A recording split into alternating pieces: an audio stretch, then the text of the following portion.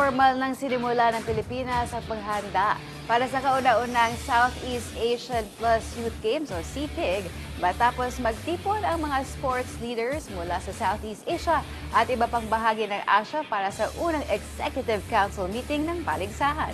Para sa detalye, narito ang report ni Paulo Salamatin.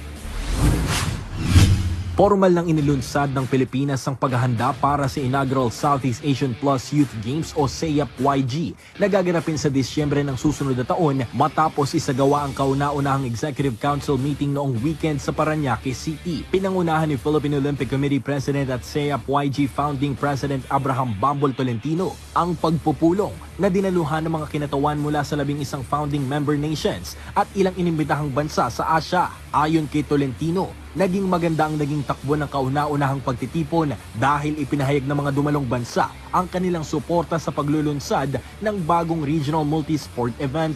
Nakatakdang lahukan ng mga atletang may edad 16 anyos pababa ang kompetisyon upang sumabak sa hindi bababa sa 20 disiplina, kabilang ang athletics at aquatics bilang mandatory sports. Anya, malaking bagay ito sa turismo sa bansa dahil kasama rin umano ng mga young delegations ang kani-kanilang mga magulang papunta sa Pilipinas. Tourism wise, definitely ang laki ng boss niyan. Eh, kung may anak sila na lalaro, siyempre sasama yung magulang. Diba, may ano yan, may plus factor yan. Package. Package yan, kasama nanin lahat, di makatis yun.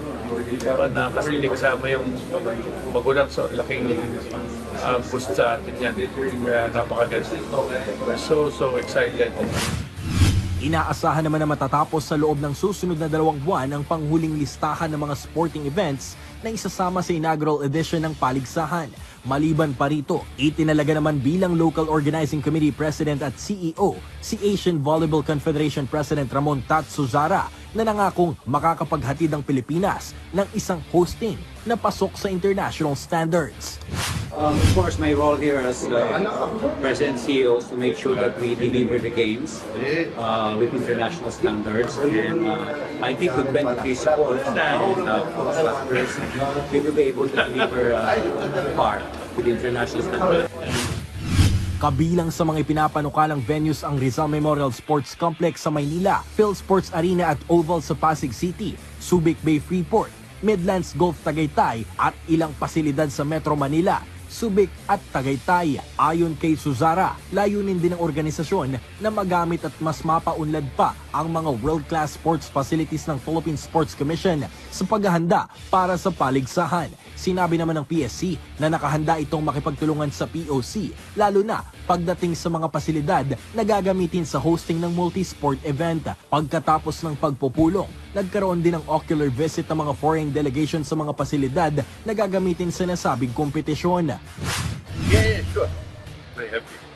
And I see the government of the Sports Olympic Council of Philippines, they are putting a lot of interest in making sure it all is properly upgraded and for the government to Nabuo ang konsepto ng SEAP-YG upang maging tulay para sa mga batang atleta mula sa mga local tournament tungo sa mga malalaking international competitions. Nakatakda namang isagawa ang kauna-unahang Southeast Asian Plus Youth Games mula December 2 hanggang 14 sa susunod na taon. Paulo Salamatin para sa Atletang Pilipino, para sa Bayan.